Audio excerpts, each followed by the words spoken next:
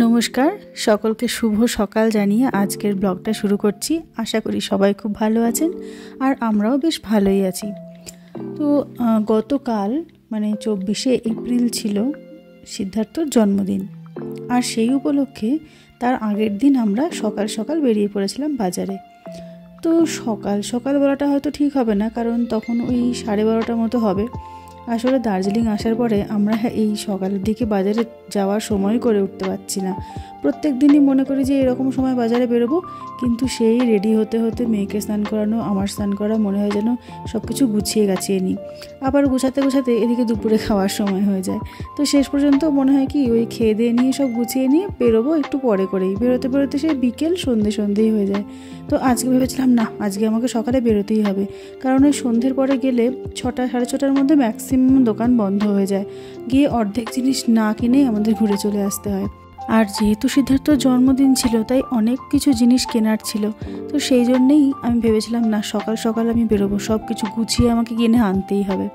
তো যাই হোক, আমাকে ওখানে বাজারে নামিয়ে দিয়ে সিদ্ধার্থ গিয়েছিল আরও একটা অন্য কাজে। তো আমার একদিকে সুবিধাই হয়েছিল, আমি আমার নিজের মতো করে জিনিস কিনতে পারছিলাম। কিন্তু ওই একটা সমস্যা হয়েছে, যেটা হচ্ছে মেয়ে নিয়ে ব্যাগ নিয়ে আমি আর ভিডিও করে উঠতে পারিনি। তো সবজি বাজারটা যেটুকু দেখালাম দেখুন, আর এইখানে দেখুন সিদ্ধার্থ চলে এসছে। আমি সবজিগুলো কিনে ওই দোকানেই রেখে এসেছিলাম। পরে সিদ্ধার্থ আসার পরে ওই ব্যাগগুলো নিয়ে এসে আমরা এদিক ওদিক ঘুরেছি।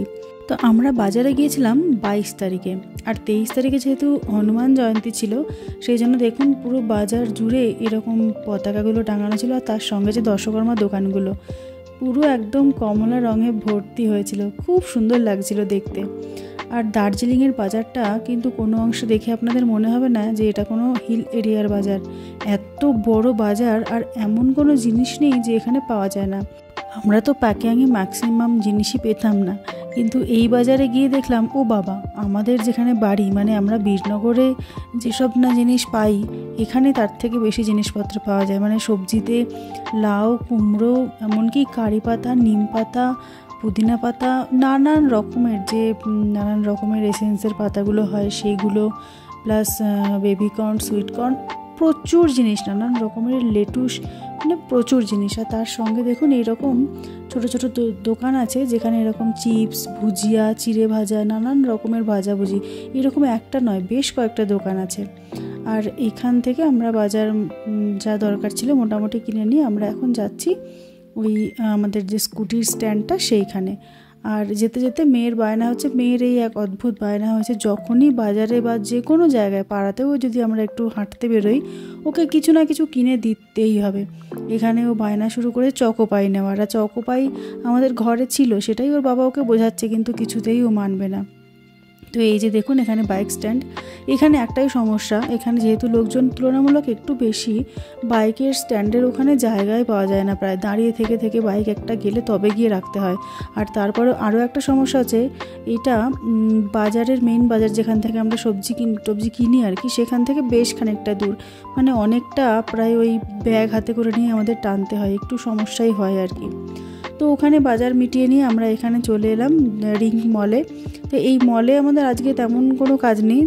দুদিন আগে আমরা মোটামুটি গ্রসারি বাজার এখান থেকে করে নিয়ে গিয়েছি, কিন্তু এটা হচ্ছে ওই ম্যাল রোডে অবস্থিত যে মলটা, সেটাই আর কি। কিন্তু আমি একটা ফুল স্লিভ শার্ট কিনেছিলাম, এই যে টি শার্ট। তো ওটার যে একটা মতো লাগানো থাকে না নিচে, আমি জানি না ওটাকে কী বলে, ম্যাগনেট দিয়ে ওরা খুলে নেয়, সেটাই ওরা খুলতে ভুলে গিয়েছিল। তো সেটাই সিদ্ধার্থ আবার খুলতে গিয়েছিল। তো সেদিন না ওই 12:30 নাগাদ বেরিয়েছিলাম, দুপুরের খাওয়া দাওয়া করে বেরোয়নি, কিন্তু এত খিদে পেয়ে গেছিলো তখন প্রায় 3টে বেজে গেছে। তো ভাবলাম কিছু একটা খেতে হবে। তো সেই জন্য এখানে প্রথমে 1 প্লেট স্টিম মোমো নিলাম।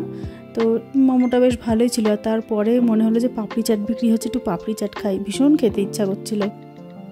একটু পাপড়ি চাট অর্ডার করলাম। দেখুন আমি এখনও কথা বলতে বলতে আমার জিভে জল চলে আসছে। তো পাপড়ি চাটটাও কিন্তু দারুণ হয়েছিল, একদম দই দিয়ে এই যে এখানে ওই মিষ্টি চাটনিটা দিয়েছিল, দারুণ হয়েছিল খেতে। আর এই দোকানটা ছিল ওই রিং মলের একদম মলের ভেতরেই আর কি, মেন বিল্ডিংয়ের বাইরেটাতেই। এখানে পরপর 2-3টে দোকান এরকম আছে ফাস্ট ফুডের। আর এই দোকানটা পিওর ভেজ দোকান ছিল। সেদিন সোমবার ছিল, একদিকে আমার সুবিধাও হয়ে গেছে। তো আমি একটু টেস্ট করে দেখলাম, খেতে কিন্তু বেশ সুন্দর হয়েছিল বললামই। তো তারপরে আমরা এলাম হচ্ছে এই একটা দোকান, দেখুন এটা হচ্ছে ব্যাডমিন্টন হাব। তো সিদ্ধার্থকে আমি বার্থডে কি গিফট দেবো ভেবে চিন্তে যখন পেলাম না, তখন ওকেই জিজ্ঞেস করলাম তুমি কী নেবে। তো ও বললো আমার ব্যাডমিন্টন র্যাকেটটা তো ভেঙে গেছে, তুমি আমাকে র্যাকেট দাও। তো সেই জন্য সার্চ করে করে আমরা এই দোকানটা তো পেলাম গুগলে, কিন্তু দোকানটার যে ডিরেকশানটা গুগলে দেওয়া ছিল সেটা একদম উল্টো ছিল। খুঁজতে খুঁজতে আমাদের মাথা খারাপ হয়ে গেছে। তো যাই হোক শেষমেশ খুঁজে পেয়ে ওখান থেকে ব্যাডমিন্টন আর একটা ফুল কিনে নিয়ে আমরা এবার যাচ্ছি বাড়ির দিকে। তো এখানে এই যে যেহেতু এটা ওয়ান ওয়ে রাস্তা, সেই জন্য আসার সময় অনেকটা ঘুরে আসতে হয়, কিন্তু যাওয়ার সময় বেশ তাড়াতাড়ি পৌঁছে যাওয়া যায়। এটা হচ্ছে যে ম্যালের সামনে দিয়ে ঘুরে গেলাম আমরা রাস্তাটায়।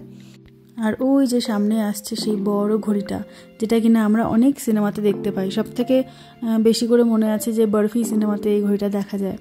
তো এখানে অনেকে দাঁড়িয়ে সেলফি টেলফি তোলেন, আমাদের এখনও যদিও তোলা হয়নি।